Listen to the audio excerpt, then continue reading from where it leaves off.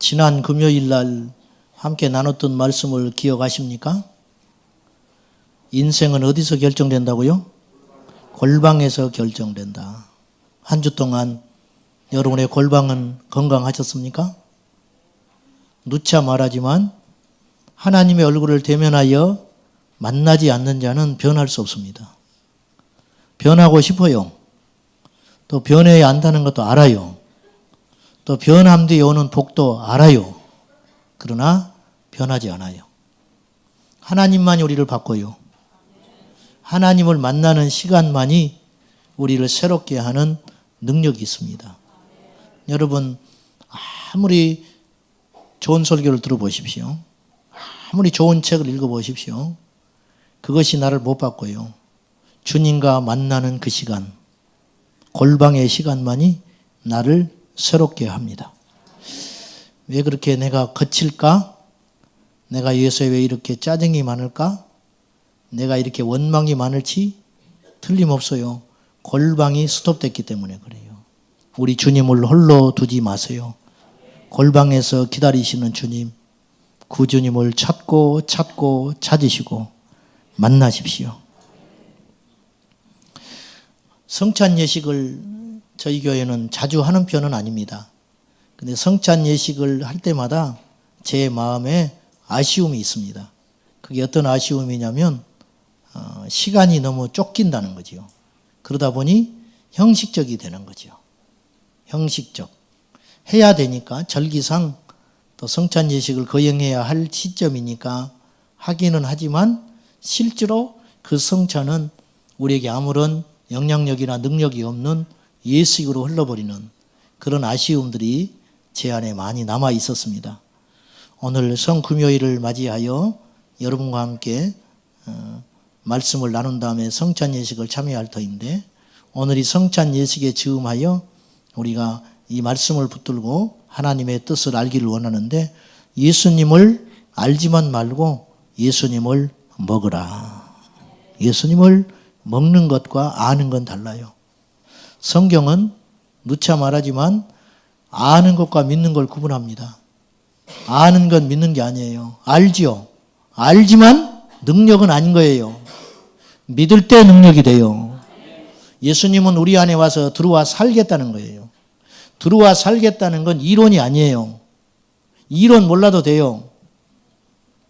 신학 안 해도 된다고요. 중요한 건 예수님이 내 안에 들어와 사는 확증과 증거가 있어야 한다는 거예요. 어떤 경우를 만나면, 어떤 사람을 만나면 예수의 향기가 나는 사람이 있고 예수 냄새가 나는 사람이 있어요. 좀 투박하고 지혜는 없고 어리숙하지만 이 울림이 있는 예수 그리스도의 기운이 느껴지는 사람이 있는가 하면 미사 여구도 많고 친절하고 번듯한데 예수님이 안 느껴지는 경우가 있다는 거예요. 얼마나 이게 위험하고 무서운 삶이냐는 거예요. 우리 안에 예수님이 있는가? 과연 우리 안에 예수님이 살고 있는가?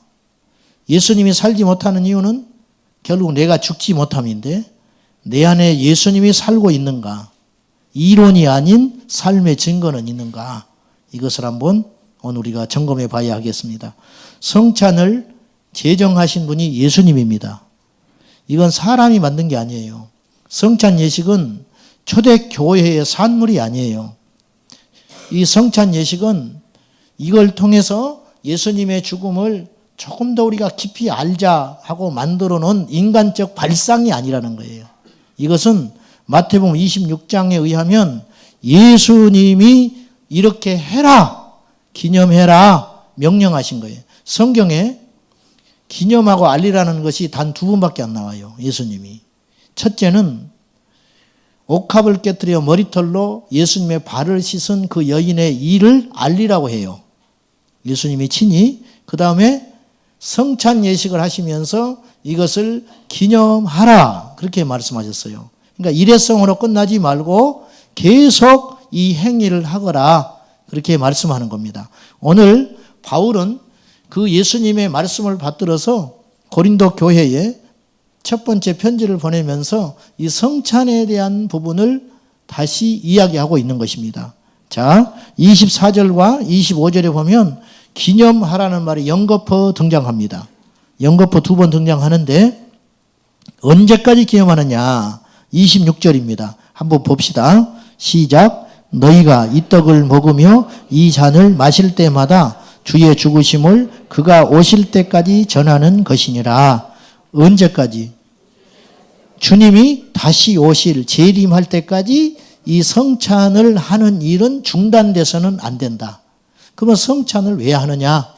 성찬을 하는 이유는 주님의 죽으심을 다시 기억하기 위함이다. 그것이에요. 오늘 주님께서 나를 먹으라 그렇게 말씀하셨다고 그래요. 26장에 마태복음 26장에 나를 먹으라 그렇게 말씀하셨어요. 내 몸을 먹고 내 피를 마시라 그렇게 말씀하셨습니다. 먹는다는 것은 내 안에 들어온다는 것 아니겠어요? 아까 내가 서두에 말한 것처럼 예수님이 우리 안에 들어와 사는 것, 이것이 성찬이라는 거예요. 그 주님이 내 안에 와서 살기 위해서는 전제 조건이 있어요. 내가 죽어야 돼요. 내 안에 나와 예수님은 두 대상이 함께 공존하고 살 수는 없는 거예요. 내가 살아있다는 것은 예수님이 없다는 뜻이고 내가 죽었다는 뜻은 내 안에 누가 와서 사신다는 거예요. 예수님이 와서 사신다 그런 뜻입니다. 예수님을 아는 것과 예수님을 만나서 나와 함께 사는 건 완전히 다른 문제라는 거예요. 알면 만남을 위한 시작일 뿐이에요. 누군가 내가 좋은 사람이 있어서 홍기가 찼는데 맞선을 봐야 한다. 만나야지요. 만나는데 만나서 이 사람을 알게 되는 거. 그러나 그걸로 끝날 수 있어요. 그것이 어디까지 연결이 되느냐 하면 결혼을 해서 삶으로 연결되는 거죠. 그래서 삶으로 가는 것이 이 분을 진정으로 안다 할 수 있다고 하듯이 예수님과 함께 내가 살아가는 것, 이것이 바로 삶의 완성이다. 그렇게 볼 수 있습니다. 우리가 성찬에 중요한 문제가 있는데 성찬을 참여할 때 어떤 자세로 참여할 것인가, 이걸 오늘 본문을 통하여, 오늘은 시간이 넉넉하니까 충분히 우리가 다시 한번 기념하고 되새기면서 오늘 이 성찬의 역사가 여러분에게 축복이 되시고 이 성찬의 역사가 여러분에게 기적이 되시기를 축복합니다. 첫째, 성찬에 참여한 우리는, 오늘 본문은 4가지 원리를 이야기해 주는데, 첫째는 성찬에 참여한 우리들은 합당하게 먹고 마시라고 이야기합니다. 27절입니다. 읽어봅시다. 시작. 그러므로 누구든지 주의 떡이나 잔을 합당하지 않게 먹고 마시는 자는 주의 몸과 피에 대하여 죄를 짓는 것이니라. 자격을 갖춘 자가 먹으라. 성찬이 남발되고 있는 현실이에요. 제가 부목사로 있을 때 성찬 이혼이 돼가지고 유아시대를 들어갔어요. 순식간에 일어난 일인데 떡을 가지고 들어갔는데 애가 칭을 대고 졸랐어요. 나도 주라고.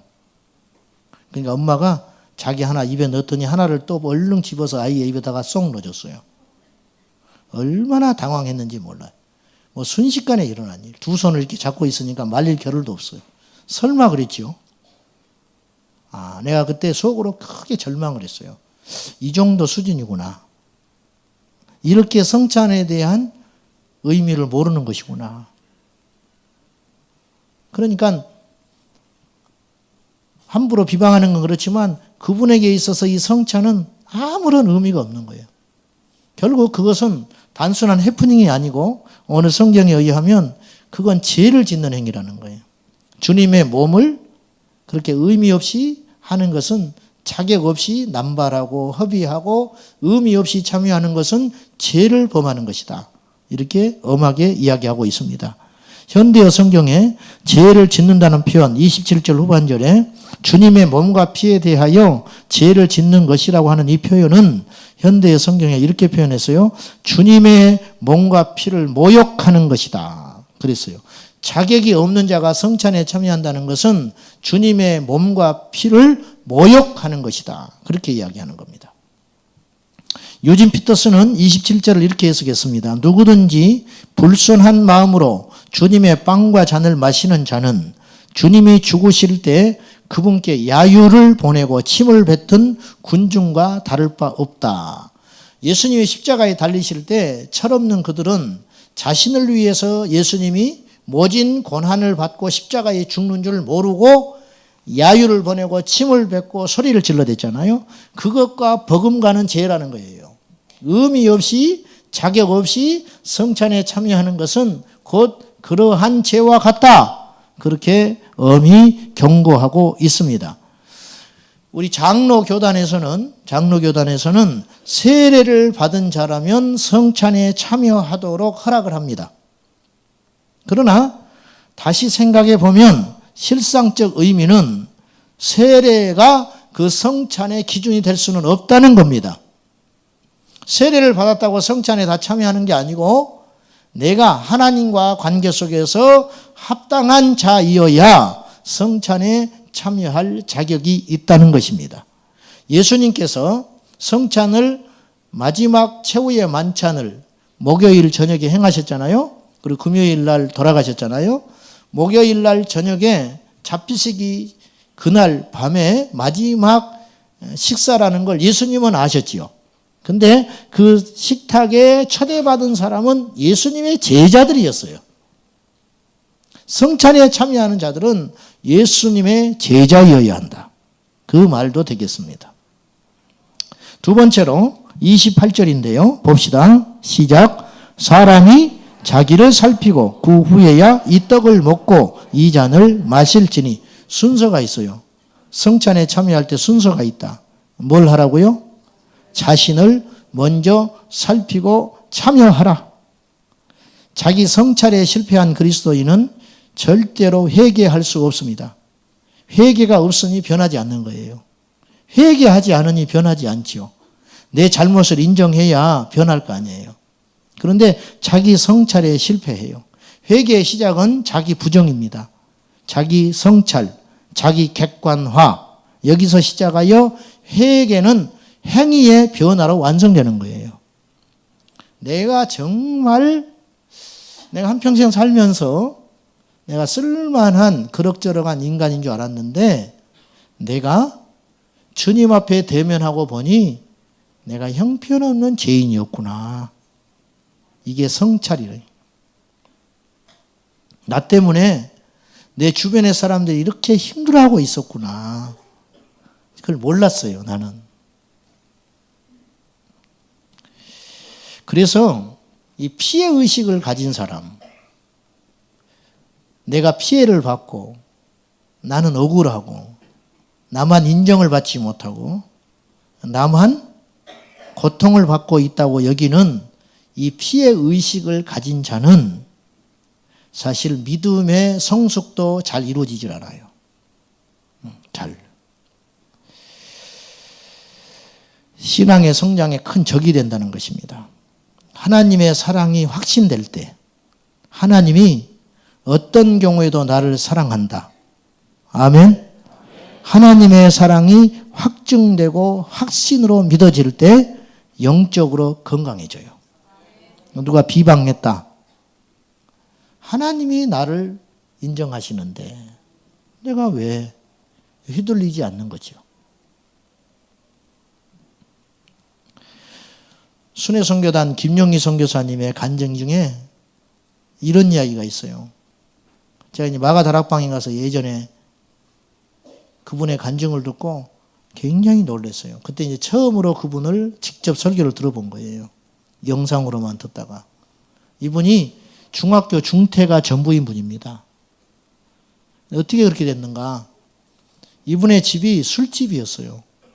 시시한 술집이 아니고 굉장히 큰 술집을 운영했어요. 그 아버지가. 그러니까 삶이 뻔하지요. 어릴 때 자기는 너무도 못 볼 걸 많이 봤어. 그래서 욕이 아니면 대화가 안 되는 상황이에요. 무조건 그래서 이분은 말에는 욕이 되어야만 말이 되는 줄 알았다는 거예요.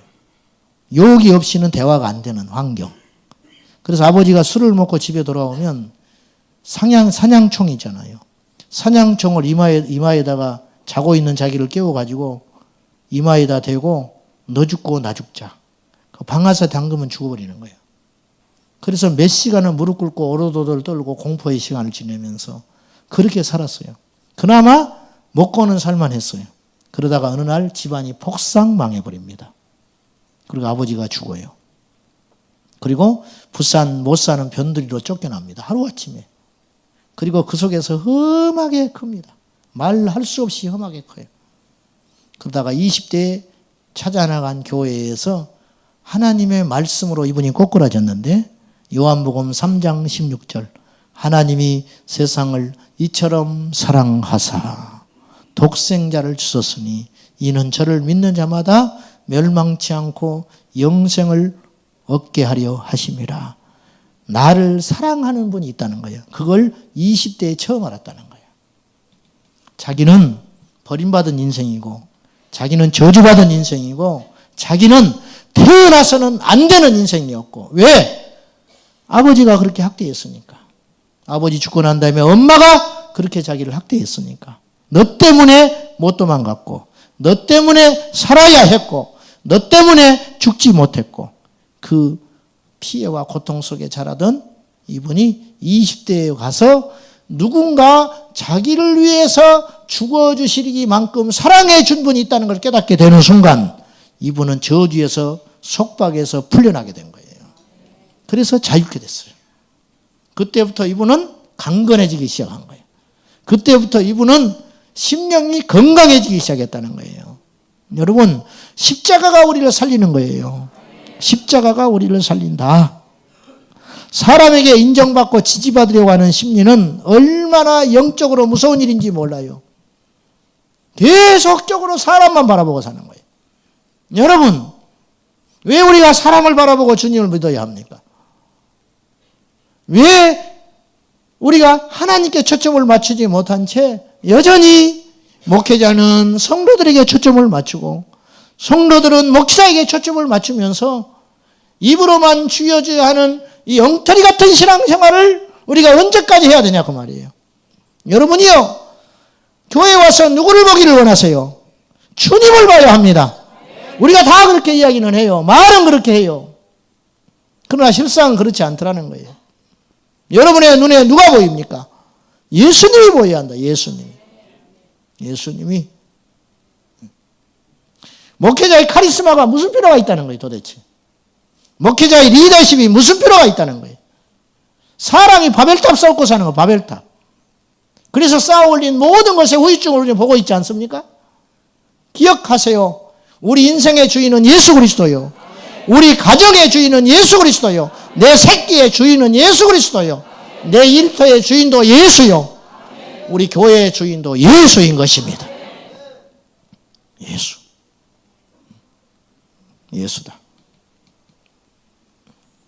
성찬에 참여하는 것은 곧 자기를 깊이 성찰한 후에 성찬에 참여해라. 교회 가서 그렇게 많이 기도하고 교회 가서 그렇게 많은 봉사를 하고 교회에서 믿음 좋다고 소문이 났는데 집에만 오면 그 한 사람 때문에 5 식구가 불행하게 산다면 그 사람은 성찬에 참여할 자격이 있느냐는 거예요. 자기만 몰라. 자기만. 다른 사람의 주변의 사람들이 그렇게 피눈물 흘리고 있다는 걸 자기만 모른다 이거죠. 성찬에 참여할 수 없다. 여러분의 눈초리를 보니까 너만 잘하면 된다. 너만 그걸 모르고 있다. 그렇게 레이저 광선을 쏘는 분이 계시는 것 같아요. 결혼한 남자가 살고 있었습니다. 행복하게 살고 싶으나 상처가 많은 터라 워낙 성격자가 컸고 바람 잘 날이 없었습니다. 날마다 싸우고 지옥같이 살았어요. 바람 잘 날이 없었지요. 그런데 자기 집 옆에는 4대가 모여 살아요. 4대가. 30명이 넘는 식구가 4대가 모여 사는데 날마다 웃음소리만 나와. 자기는 둘도 감당 못하겠는데 둘이도. 어느 날 마지막 방편으로 과일 낭상자 사가지고 두 부부가 찾아갔다고 그래요. 비결이 뭡니까? 절박한 거죠. 이 자존심이 문제가 아니야. 어떻게 수십 명이 4대가 사는데도 이렇게 평온하고 웃음소리가 끊어지지 않냐? 우리는 둘이만 있어도 난리가 나는데 어떻게 된 것인가? 그랬더니 그 중에 장손이 자신들을 맞이하여 이야기를 하는데 이렇게 이야기를 합니다. 당신 둘은 너무 훌륭하기 때문이고 우리 집 식구들은 다 하나같이 바보 같기 때문에 그렇습니다. 그러는 거예요. 무슨 소리냐고. 훌륭하면 이렇게 싸울 리가 있고 바보라면 이렇게 잘 지낼 수가 있느냐고. 그랬더니 오늘 아침에 있었던 이야기를 하나 하지요. 자기가 출근을 하다가 물그릇을 엎었다고 내가. 그랬더니 옆에 있던 내 아내가 이렇게 말합니다. 내 부주의 때문이니 나를 용서해 주라고 이야기합니다. 그랬더니 우리 어머니가 그걸 옆에 보고 있다가 이렇게 이야기합니다. 아니다. 나이살이나 먹은 내가 그것을 보고도 치우지 않았으니 내 잘못이다. 그렇게 하십니다. 우리는 다 하나같이 바보들 같아서 전부 못난 사람들이라서 그렇게 산다고 그렇게 이야기했어요. 이 부부가 크게 깨달았어요.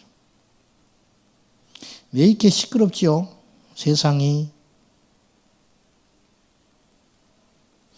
우리는 이런 정치 지도자를 언제나 만날 수 있을까요? 나는 참 부족한 사람이요.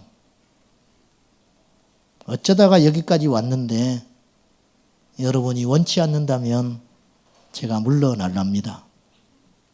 나 그거 잘못했어. 나 그거 그렇게 말했고 나 그거 그렇게 욕심이 있어서 이렇게 했어. 용서해 주시오. 그런 사람 우리는 본 적이 없어요. 이게 비극이라는 거예요. 여러분 가정에서 어떻게 사십니까? 여러분 일터에서 어떻게 사십니까? 교회에서 누가 인사를 안 하고 지나가요. 저런 건방진 것이 있는가? 저 아무개 집사 아들로만요? 그렇게 말하지 말고 내가 얼마나 어른답지 못하면 인사를 안 하느냐. 그렇게 생각할 수는 없는 것인지.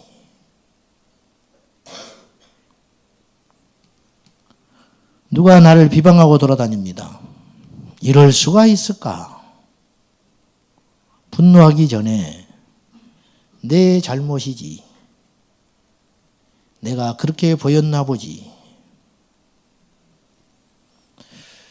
똑똑한 교회 바람잘 날 없습니다. 똑똑한 가정 바람잘 날 없습니다. 바보들이 모인 교회는 행복합니다. 바보들이 모인 가정은 행복해요. 우리 자신을 깊이 성찰한다는 것은 성령 충만의 증거인 것 같아요. 내 안에 성령께서 깊이 지배하고 다스릴 때 내가 얼마나 악한 자인지 안다는 거예요. 뭘 자랑할 수가 있겠어? 뭘 내세울 수 있겠어요? 예수님의 제자들을 보면서 예수님은 얼마나 절망했을까 싶어요. 최후의 만찬 석상에서 다퉜습니다. 누가 크냐? 누가 1등이냐? 누가 더 예수님의 인정을 받을 사람인가? 그걸 가지고 그 급박한 시간에 다퉜다는 거죠. 이게 인간의 죄성인 것 같아요. 사랑하는 여러분, 우리 자신들을 깊이 성찰하면 모든 문제가 나에게만 있고 다른 사람에게 없다는 걸 알게 될 겁니다. 세 번째, 판단을 받지 말라. 자, 31절, 32절이죠. 같이 봅니다. 시작. 우리가 우리를 살폈으면 판단을 받지 아니하려니와 우리가 판단을 받는 것은 주께 징계를 받는 것이니 이는 우리로 세상과 함께 정죄함을 받지 않게 하려 하심이라. 말씀에 판단하지 마라는 말은 곧잘 있어요. 그렇죠? 판단하지 마라, 비판하지 마라, 정죄하지 마라, 비난하지 마라. 오늘 말씀을 언뜻 읽으면 그렇게 들리는 것 같아요. 근데 자세히 보니 그게 아니었어요. 판단하지 마라가 아니라 판단을 받지 마라. 이게 무슨 말이냐? 책 잡히지 말라. 흠집 잡히는 삶을 살지 말라. 그 사람이 성찬에 참여할 자다. 오늘 말씀은 세상이 우리를 판단하면, 세상이 우리를 이러이러해라고 어떤 것들에 대해서 우리의 삶과 우리 교회에 대해서 판단을 하면 그것은 곧 주님의 판단일 수 있다는 거예요. 집에를 갔습니다. 아내가 이렇게 이야기합니다. 당신 그러고도 집사가 맞아? 그 말은 아내가 한 소리가 아니고 하나님이 하신 소리라며. 하나님이 하신 소리. 우리 사장님 교회 다닌 사람 맞아? 그 소리는 하나님이 그 사람을 통해서 나에게 하는 말이라는 거예요. 판단받지 마라. 예수 믿는 사람이 왜 판단을 받냐 이거예요. 왜 구차하게 판단을 받고 사느냐.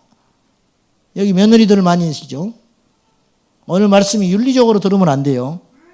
윤리적으로 흘러가는 것 같은데 영적 하면서 삶이 따라가는 건 엉터리예요. 진짜 영적인 사람은 삶을 포기하지 않는 사람입니다. 영적 하면서 붕붕붕 떠다니면서 사랑 구실을 못하는 사람을 수없이 봤어요. 내 자신부터. 정말 영적인 게 뭔데요? 고린도전서 2장에 신령한 사람은 판단은 하지만 판단받지 않는다 그랬어요. 이 사람이 신령한 사람이에요. 영으로 충만한 사람, 성령으로 충만한 사람은 판단한다. 즉 분별한다. 옳고 그름. 그러나 자기는 정작 다른 사람의 판단을 받지 않는 자다. 이 사람이 어떤 사람이라고요? 신령한 그리스도인이다. 신령한 그리스도인은 세상을 초월하여 담쌓고 이슬만 먹고 사는 사람이 아니라는 거예요. 도덕적으로 윤리적으로도 온전한 그리스도인이 신령한 그리스도인이다 하는 의미입니다. 여기 며느리들 많으시잖아요. 판단받지 말라는 거예요. 판단받지 마라.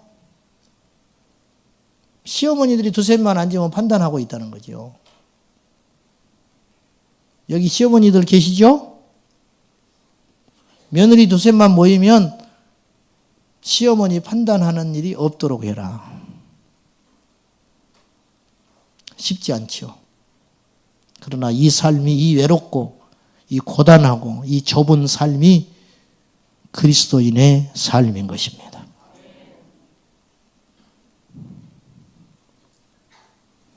잘못을 지적받는 것은 사람이 나를 지적하는 경우도 있지만 마귀가 나를 정죄하는 것도 있지만 하나님이 나에게 지적하는 것도 있다는 거예요. 다윗이 나단의 책망을 받지요. 사람의 책망으로 들었으면 다윗은 나단을 그냥 둘 수 없습니다. 그러나 다윗은 하나님의 음성으로 들었어요. 그래서 무릎을 꿇습니다. 이것이라는 거예요. 나도 사람이다. 어쩔 수 없었어. 너도 내 입장이 돼봐. 안 통하는 겁니다. 그 소리 하지 말자는 거예요. 적어도 오늘 이 밤에 성찬에 참여할 우리 그리스도인들은 그렇게 하지 말자. 아멘. 마지막으로 배려하라. 배려. 자, 33절 보세요. 그런즉 내 형제들아 먹으러 모일 때에 뭐 하라고요? 그러니까 오늘 우리가 생각하는 이 성찬과 초대교회 성찬은 의미는 같지만 약간의 차이가 있어요. 우리는 지극히 작은 기념으로 끝나지만 초대교회는 매 모임 때마다 음식을 나누는 성찬이었어요. 어떤 일이 빈번하게 벌어졌냐면 거기도 어려운 사람도 있고 헐벗은 사람도 있었을 거 아니에요. 그때는 더 그랬겠죠. 오늘날보다. 그러니까 이 음식이 그날 하루에 한 끼 음식일 수 있는 사람도 있는 거예요. 같이 예배하는 공동체 중에. 근데 집에서 능히 먹을 수 있는 사람도 안 먹고 와요. 왜? 모임에 가서 이 성찬에 가서 먹기 위해서. 그리고는 사람들이 다 모이기도 전에 먼저 온 사람들이 먹어버리는 거예요. 그러면 뒤에 온 사람은 성찬에 참여할 수가 없게 되는 거예요. 이런 일들이 빈번하게 일어나고 있었어요. 바울은 이 부분을 지적하는 거예요. 얼마나 유치합니까? 유치하지요. 근데 오늘 우리가 그렇게 유치해. 유치하잖아요, 우리. 그래, 안 그래요? 응? 나는 유치원을 안 나와서 그런지 아주 유치해. 얼마나 유치한지 몰라. 여러분, 큰 거 갖고는 안 싸워요. 큰 거 가지고는 하나가 돼요. 나라가 위기에 처해 보십시오. 여야가 어디가 있는지. 똘똘 뭉치지. 유치하잖아요, 지금. 응? 서로 잘났다고 하는 거 보세요. 아주 유치하잖아요. 사돈네 팔촌까지 다 털털 털잖아요. 가지고 조금이라도 흠집이라도 나면 큰 게 부풀리잖아요. 얼마나 유치해. 나는 대통령 나가라고 해도 못 나가겠어. 응? 그냥 탈탈 털리니까. 응? 그렇게 유치하잖아요. 배려하라는 거예요. 주변 사람들을 배려해라. 기다려라. 염치를 좀 갖고 살아라. 염치라는 말이 무슨 말인지 아십니까? 청렴할 염, 부끄러울 치예요. 그러니까 부끄러움을 모르는 것이 염치가 없는 상태라는 거예요. 부끄러움을 몰라요. 체면과 부끄러움이 없는 사람. 항상 주변을 살피라는 거예요. 항상 배려하라는 거예요. 배려. 주차 하나 할 때도 뭐 해라? 뭐 해라? 내가 조금만 앞으로 가면 뒷사람이 편해요. 내가 조금만 내가 문을 여는 거리가 조금만 좁아지면 내 옆에 있는 사람이 문을 쉽게 열 수 있어요. 그 본능으로 그 생각이 들어야 한다는 거예요. 왜냐? 우리는 예수님의 사람이니까. 왜? 성찬에 참여했던 우리들은 주님의 몸과 주님의 피가 우리 안에 들어와 있기 때문에 주님과 함께 사는 사람이기 때문에 두 교회가 큰 거리를 마주보고 있었답니다. 조건은 똑같아. 입지 조건은. 근데 한 교회는 갈수록 부흥을 해요. 한 교회는 갈수록 쇠퇴해요. 이유가 뭘까? 조사를 해봤어요. 목사님 설교도 비슷했어요. 연세도 비슷해. 학교도 비슷한 학교들을 나왔어요. 본당 예배당의 크기도 비슷해. 무슨 차이가 있는가? 한 가지 차이가 있었어요. 부흥하는 교회는 항상 예배당 앞에 가면 빈자리가 있어요. 언제 가도. 부흥하지 않는 교회는 언제 가도 빈자리가 없어요. 항상 좋은 자리는 차지해버려요. 그러나 부흥하는 교회는 항상 약한 자, 처음 오는 자, 힘든 자를 위해서 가장 좋은 주차장의 자리는 비어 있더라. 그 말이에요. 이게 뭐예요? 배려하는 것. 배려하는 것. 높은 숭의교회 김동호 목사님 이런 말 합니다. 약 30여 년 전에 이 소리를 듣는 내가 잊어지잖아, 평생에. 여름날에 응접실에 앉아있는데 모기가 날아다니더래. 탁 잡았대. 피가 팍 튀더래. 그 순간 자기 아내 사모님하고 둘이 앉아 있었는데 이 생각했대요. 이 피가 내 피라면 좋겠다. 사랑하는 거죠. 사랑하는 거. 여러분, 도덕적인 이야기가 아니라니까요, 오늘은. 주님을 알지만 말고 성경 공부만 하지 말고 주님을 먹어라. 무슨 의미인지 아시죠? 주님을 먹으라는 거예요. 먹으면 힘이 나잖아요. 달라지잖아요. 먹으면 화색이 돌잖아요. 먹으면 기분이 좋아지잖아요. 먹으면 손과 발에 힘이 나잖아요. 먹으면 웃음이 나잖아요. 먹으면 용서할 수 있는 힘이 생기잖아요. 먹으면 짐을 들 수 있는 힘이 생기잖아요. 먹으면 인내하고 버틸 수 있는 힘이 생기잖아요. 이것이라는 거예요. 예수를 먹으라. 내 몸을 먹으라. 내 피를 마셔라. 이것은 내가 너희들에게 다시 올 때까지 계속적으로 교회 안에서 그치지 않고 중단되지 않고 행해져야 할 거룩한 표식이니라. 아무 의미 없이 성찬에 참여하는 것은 자기의 죄를 먹고 마시는 행위니 중단하라. 4가지를 이야기했어요. 첫째, 합당하게 참석해라. 성찬에 합당하게 참여해라. 2번째, 자신을 살피라. 3번째, 판단받지 말라. 왜 한평생을 살면서 그 귀하신 주님을 믿는 우리가 남에게 듣지 말아야 할 소리를 듣고 사느냐?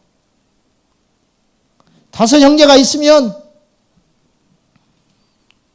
가난해도 힘들어도 예수님을 믿는다는 이 하나의 권위로 우습게 여김받으면 안 된다. 얌체로 살지 말아라. 염치 없는 인생 살지 말아라. 그 말입니다. 판단받지 말라. 4번째, 배려하라. 배려하라. 내가 조금만 불편하면 모두가 행복해진다. 내가 조금만 견디면 모두가 행복해진다. 여러분, 예수님이 우리를 위하여 죽으심으로 우리에게 베풀려고 하셨던 건 뭐냐?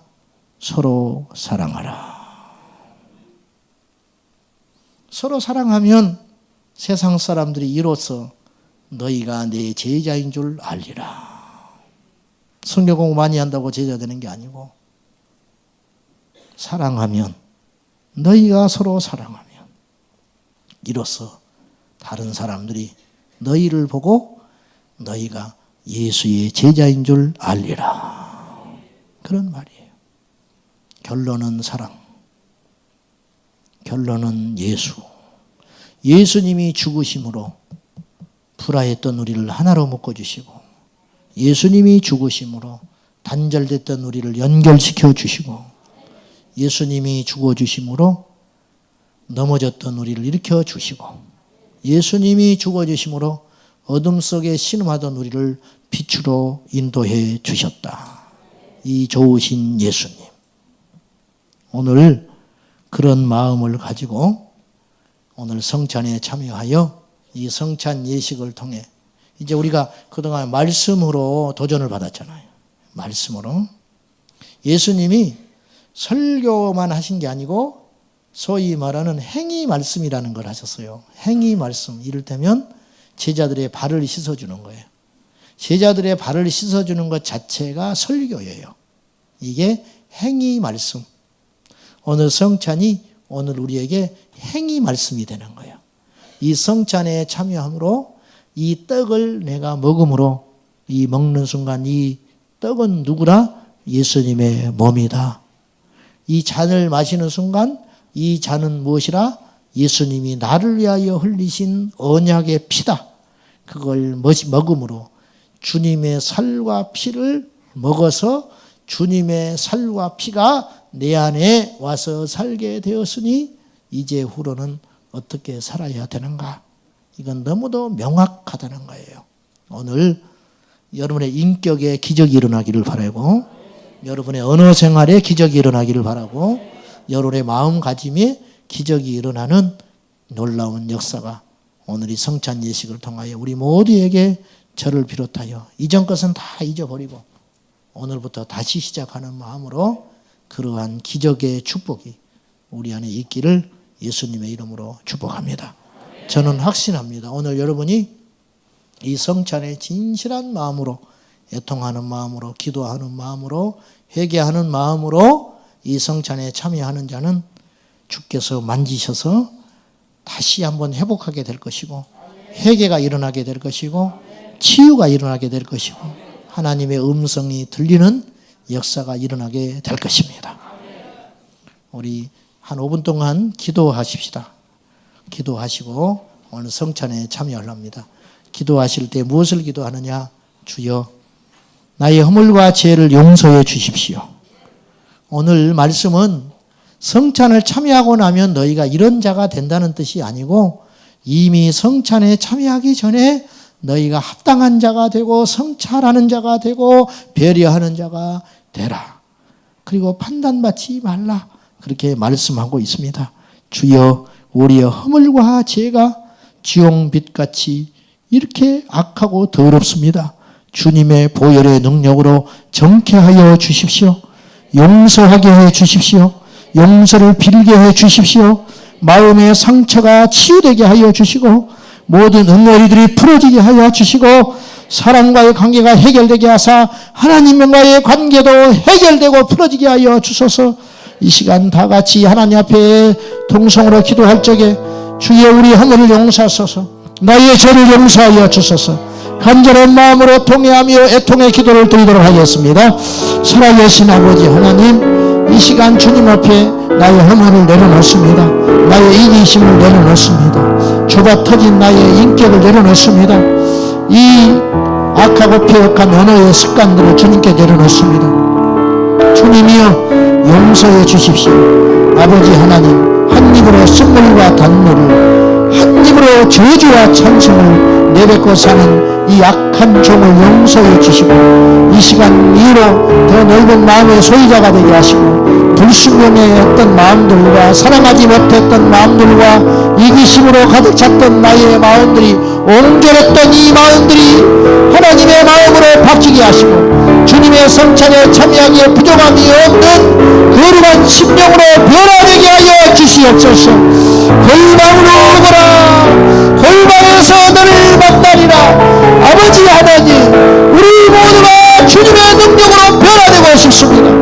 아버지 하나님, 우리 모두가 십자가 앞에서 우리의 죄가 해결되기를 원하고, 주님의 십자가의 죽으심과 함께 나의 육체적인 정력이 죽기를 원하고, 하나님 앞에 은밀히 행하던 죄악들이 떠나가게 하시고, 내 마음에 있는 이 혈기가 꺾이기를 원하고, 아직과 고집이 떠나가기를 원하고, 불순종이 떠나가기를 원하며, 분노의 영들이 떠나가기를 원하나이다. 주여, 우리 안에 진정한 평안을 주소서. 우리가 가난하여도 좋습니다. 힘들어도 좋습니다. 주님 내 뜻대로 안 돼도 좋습니다. 오직 우리는 주님만을 원합니다. 주님만을 소원합니다. 내 안에 예수님 오셔서 살아주소서. 내 안에 예수님 오셔서 바꾸어주소서. 내 안에 우리 주님 오셔서 이 거룩하고 엄숙한 성금요일에 우리가 성찬에 참여하는 자로서 주님의 십자가의 의미를 다시 한번 깊이 깨달음으로 주님 앞에 내가 죽기 원합니다. 십자가의 영광에 참여하는 자가 되게 하시고, 주님이 십자가에 죽으신 것은 나를 위하여 죽으신 것이고, 주님이 십자가에 죽으실 때 내가 죽었습니다. 내 고집이 죽었습니다. 내 자랑이 죽었습니다.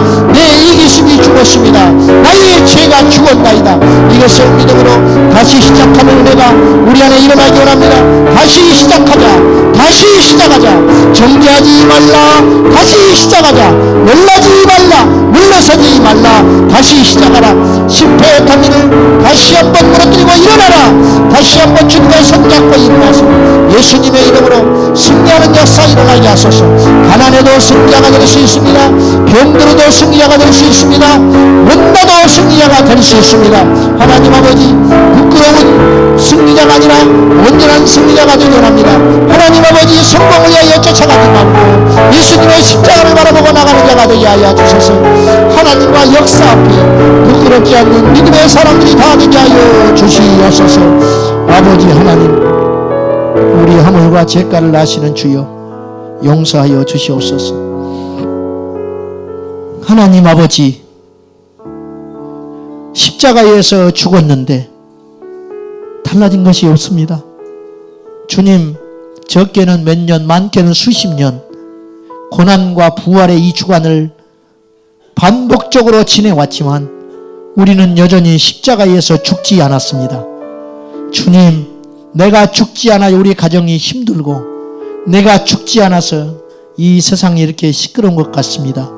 십자가에서 바울이 고백했던 것처럼 주님의 십자가에서 죽으실 때 나도 죽었습니다.